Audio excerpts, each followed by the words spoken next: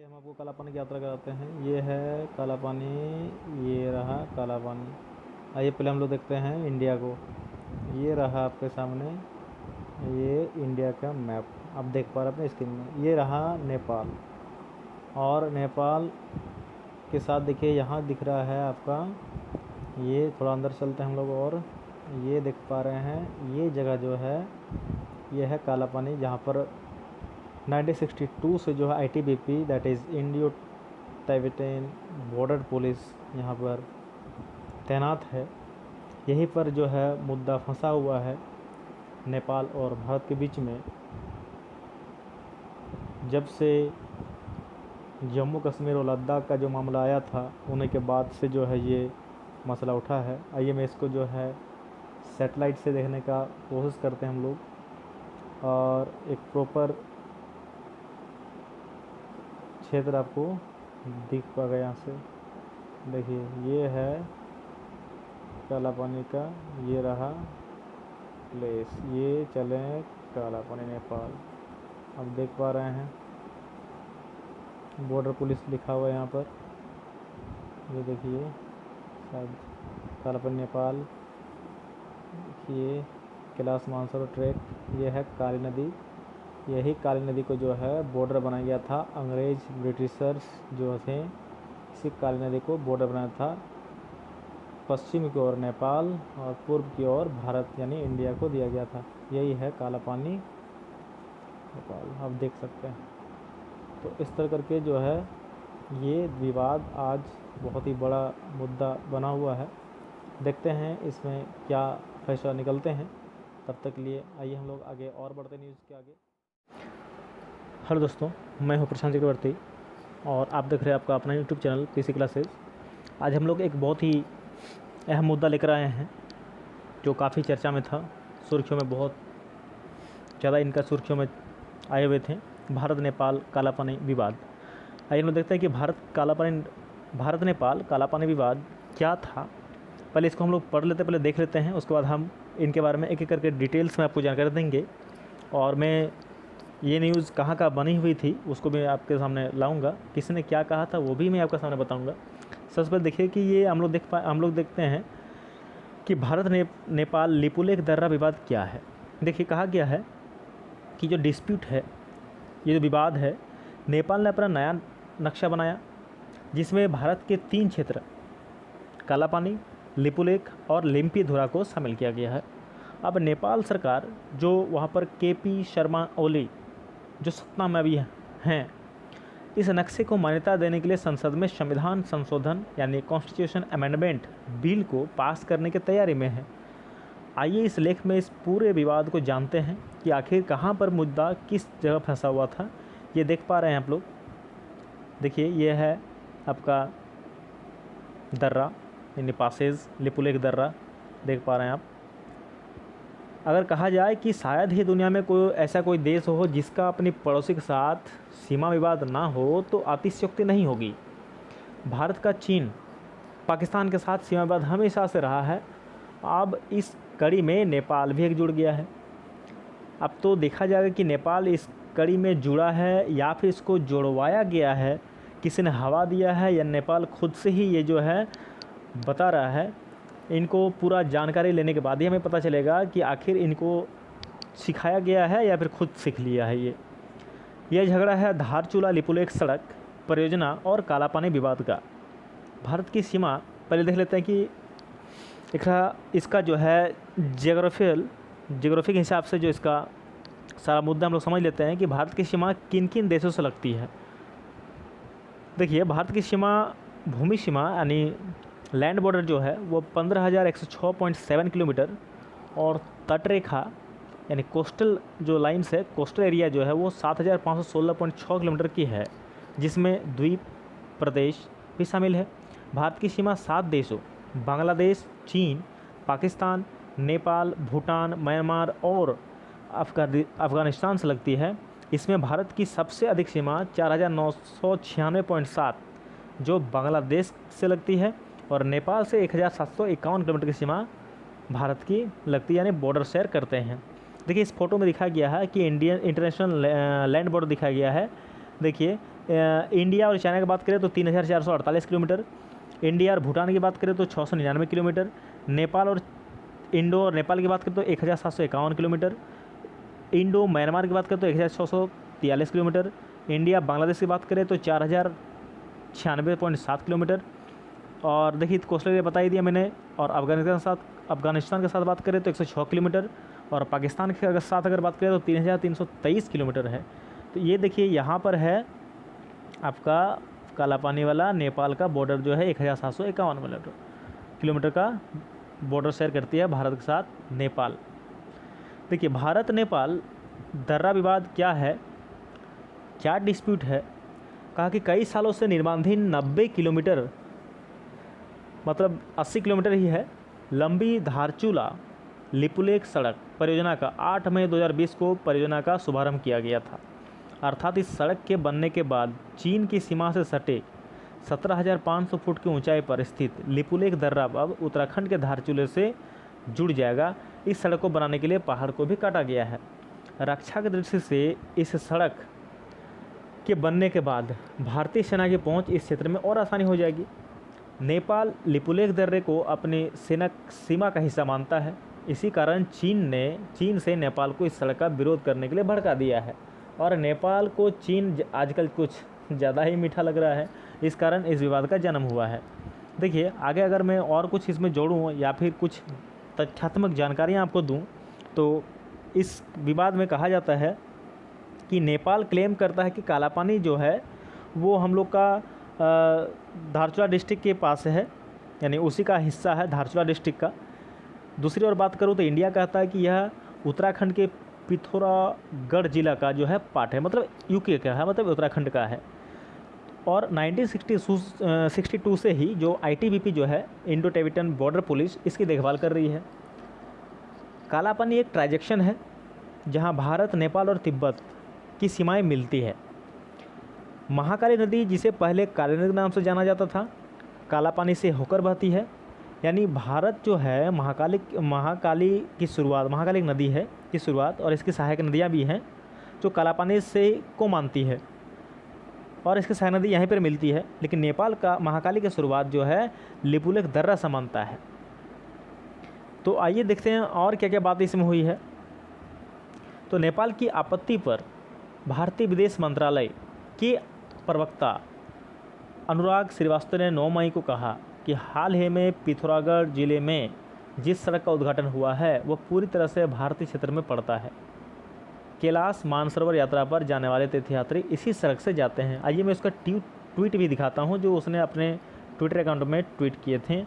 आइए मैं उसका ट्वीट को भी आपके सामने लेकर आया हूं ताकि, और बहुत सारे अखबारों में भी इनका जो है, देखिए ये रक्षा मंत्रालय ने अपने ट्वीट में कहा था कि बॉर्डर्स रोड ऑर्गेनाइजेशन यानी BRO, जिसकी स्थापना 7 मई 1960 को हुई थी, connects Kailash Mansarovar route to China border. ये रक्षा मंत्रालय का जो है ट्वीट है। उसी तरह हमारे डिफेंस मिनिस्टर यानी राजनाथ सिंह जी का यही इस तरह का ही जो है ये ट्वीट किया गया था अपने अकाउंट से, जो मैं आपके सामने लेकर आया हूँ। और अगर बात किया जाए तो इसमें जो है कुछ अखबारों ने भी इसके सुर्खियों को जो है अपने इसमें जगह दी थी, जो मैं आपको दिखाना चाहूँगा।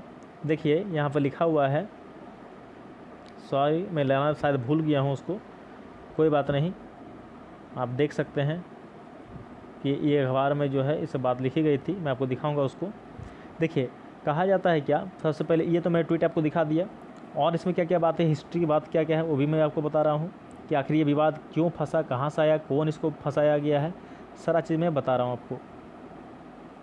इसका महत्व भी बताऊँगा मैं, इसका क्या महत्व है।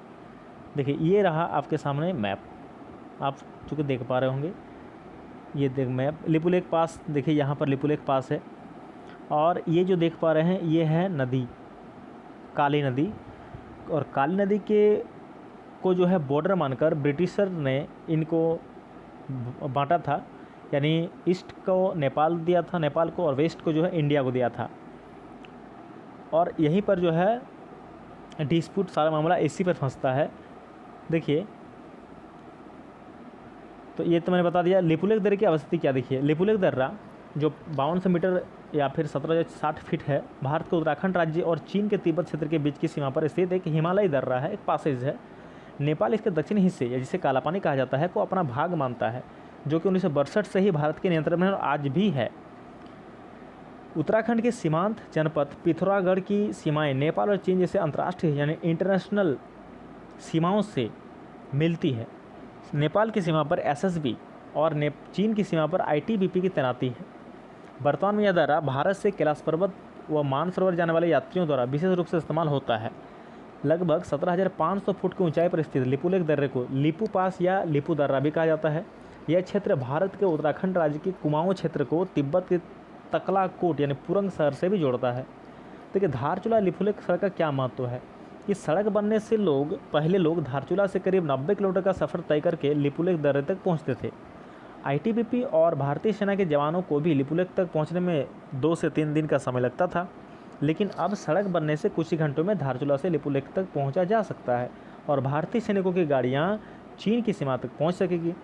कैलाश मानसरोवर यात्रियों को इस 90 किलोमीटर लंबे रास्ते से की कठिनाई से राहत भी मिलेगी। ये रहा कैलाश मानसरोवर की यात्राएं जो इसी पासे से होकर जाती थीं, इनको भी अब राहत मिलेगी। तो मैंने ट्वीट तो आपको दिखाया ही था, ये भी ट्वीट दिखा दिया मैंने, डिफेंस मिनिस्टर का हमारे था। नेपाल लिपुलेख धारचूला सड़क का विरोध क्यों किया जा रहा है आखिर? देखिए नेपाल दावा करता है कि, मैं एक हिस्ट्री का बात बताता हूँ कि नेपाल दावा करता है कि 1816 में सुगोली संधि, सुगोली वर्तमान में बिहार में है, तो उस समय ब्रिटिशर्स ने नेपाल, चूँकि जब हार गए थे वहाँ के राजा, तो उन्होंने ब्रिटिशर्स और नेपाल के बीच में एक संधि, एक ट्रीटी हुआ, एक संधि हुआ जिसे सुगोली की संधि कहा जाता है। दरअसल ये संधि साइन हुआ था 1815 में, लेकिन इसका लागू किया गया 1816 में। इसमें क्या किया गया था कि इसमें जितने भी, चूँकि मैं एक और बता देना चाहता हूँ कि नेपाल एक लैंडलॉक कंट्री भी है, तो इसमें क्या गया था, नेपाल से वो सारे चीज़ें जो है सुगोली संधि के तहत छीन लिया गया था, मतलब ले लिया गया था। और लेने के बाद जो है, जैसे कहा जाता है कि इसके पहले जो है नैनीताल, दार्जिलिंग और भी बहुत सारे जो पार्ट्स हैं वो सारे के सारे जो है नेपाल के कब्जे में थे, उनको भारत सरकार को जो है, यानी भारत को जो है ब्रिटिशर्स ने दिला दिए थे। तो नेपाल दावा करता है कि 1816 में सुगोली संधि के अनुसार लिपुलेख दर्रा उसके इलाके में पड़ता है, इसलिए यहाँ पर भारत के सड़क बनाना गलत है। सुगोली संधि 1816 में ईस्ट इंडिया कंपनी और नेपाल के बीच में हुई थी। नेपाल कहता है कि सुगोली संधि भारत के साथ उसकी पश्चिम सीमा का निर्धारण करती है। सुगोली संधि के अनुसार महाकाली नदी के पूरब का इलाका, जिसमें काला पानी, लिम्पीधुरा और लिपुलेख शामिल है, नेपाल का क्षेत्र है। हालांकि साल 1962 में भारत चीन युद्ध के बाद ही काला पानी में भारतीय सैनिक तैनात थे, क्योंकि 1962 के भारत चीन युद्ध में भारतीय सेना ने काला पानी में चौकी बनाई थी और काली नदी का उद्गम स्थल काला पानी ही है। तो पिछले साल भारत ने काला पानी को अपने नक्शे में दिखाया। जब जम्मू कश्मीर और लद्दाख का मुद्दा सामने आया था, तो उसी समय एक भारत सरकार एक नया मैप जारी किया था, जिसमें काला पानी को अपने ही टेरेन में दिखाया था, चूँकि वो था भी, लेकिन इसको नेपाल ने विरोध किया। अब क्यों नेपाल ने विरोध किया, मैं इसको भी बताऊंगा, आपके सामने लाऊंगा। नेपाल के हज़ारों लोग उत्तराखंड के पिथौरागढ़ में माल ढुलाई का काम, पहाड़ों के एक्सपीडिशन में आए लोगों के साथ गाइड और कैलाश मानसरोवर यात्रियों के साथ बोटर का काम करते हैं। इस कारण अब जब यह सड़क बन जाएगी तो यह नेपाली लोगों को अपना व्यवसाय छीनने का खतरा नज़र आ रहा है। इसी कारण से हो सकता है कि ये दोनों विवाद कर रहे हों, क्योंकि दोनों पक्षों के साथ पास अपने तर्क है और मामला दोनों की नेशनल सिक्योरिटी का है, इसलिए इस विवाद को आपसी बातचीत सुलझाना ज़्यादा बेहतर विकल्प है। दोनों देशों को इस बात का भी ख्याल रखना चाहिए कि कहीं ऐसा ना हो कि दो बिल्लियों के बीच की लड़ाई में बंदर बाजी मार लिए जाए। और बंदर कौन है इसमें आप जान पाएंगे। इसके पहले थोड़ा सा ये देख लीजिए, ये रहा भारत और इस जगह में जो है ये काला पानी लिपुलेख, ये रहा नेपाल, ये रहा चाइना नेपाल का बॉर्डर देख सकते हैं। तो इसी के बीच में जो है विवाद फंसा हुआ। अब देखिए मैं आपका इसका हिस्ट्री बताता हूँ, मेन बात क्या था, आप उसको सुनिएगा। सुगोली की संधि 1816 में होती है और इसके तहत सिक्किम, नैनीताल, दार्जिलिंग, लिपुलेख, काला पानी भारत को देना पड़ा था। नेपाल का हिस्सा पहले था, भारत को देना पड़ा था। तो होता क्या है कि नेपाल एक लैंडलॉक कंट्री है, उसे लगा कि चीन की गोद में जाकर भारत के नोकबंदी का तोड़ निकाला जा सकता है। लेकिन उसके पहले एक और मैं बात बताना चाहता हूँ कि आखिर ये भारत के साथ नेपाल का टसल यानी मनमुटाव, विरोध क्यों हो रहा है। देखिए, नेपाल के तराई क्षेत्र में जो है मधेसी लोग रहते हैं, और कहा जाता है क्या कि भारत की ओर से नाकाबंदी, मधेसियों के साथ भेदभाव वर्ष 2015 में नेपाल के संविधान में बदलाव करने पर भारत और नेपाल के बीच रिश्ते और ज़्यादा खराब यानी तल्ख हो गया था। भारत की ओर से अघोषित नाकाबंदी की गई। इस वजह से नेपाल के कई ज़रूरी सामानों की भारी किल्लत हो गई। नेपाल जैसे देशों में जो है, नेपाली देश में बहुत सारे ज़रूरी सामान जो है किल्लत हो गई, क्योंकि भारत सरकार ने बहुत सारी चीज़ों की नाकाबंदी कर दी, मतलब वहाँ जाने से रोक दिया। और ये मधेसी लोग जो थे, ये मुख्य मैंने बताया अभी कि ये तराई क्षेत्र में रहते थे, और ये यूपी और बिहार से ही ज़्यादातर जुड़े हुए थे। और कहा था कि भारत का मधेसियों से बहुत ज़्यादा लगाव था। तो जब नेपाल ने नया संविधान बनाया 2015 में, जब कम्युनिस्ट पार्टी आई, केपी ओली शर्मा का, ये रहा केपी ओली शर्मा, आप देख सकते हैं फ़ोटो में। तो जब इनके ये आए, तभी से जो है, जब नया संविधान बनाए तो इनके साथ डिस्क्रिमिनेशन यानी भेदभाव होने लगा। तो इसी बात से भारत सरकार नाराज़ होकर उन्होंने क्या किया, बहुत सारे चीज़ों पर नाकाबंदी कर दी। जब नाकाबंदी कर दी तो नेपाल में बहुत सारे ज़रूरी सामानों की किल्लत हो गई।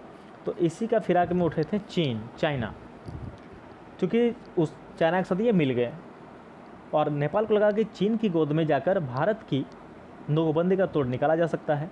चीन ने क्या किया था, चीन शुरू से ही एक चाल फेंकता है।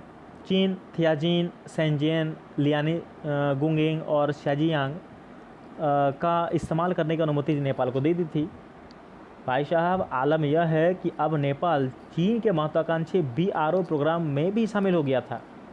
चीन नेपाल तक रेलवे लाइन भी बिछा रहा है। चीन बड़े पैमाने पर नेपाल में निवेश भी कर रहा है, इन्वेस्ट भी कर रहा है। यहाँ तक सेना प्रमुख जनरल मनोज मुकुंद नरवणे ने संकेत दिए थे, केवल संकेत दिए हैं, नाम उजागर नहीं किए थे, कि नेपाल के लिपुलेख मुद्दा उठाने के पीछे कोई विदेशी ताकत हो सकती है। अब आपको पता चल ही गया होगा इतना सारा बात जानने के बाद कि विदेशी ताकत आखिरकार कौन हो सकते हैं।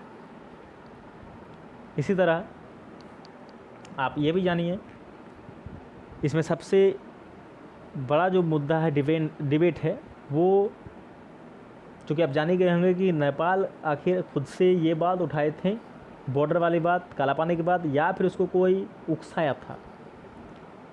आप समझ गए होंगे।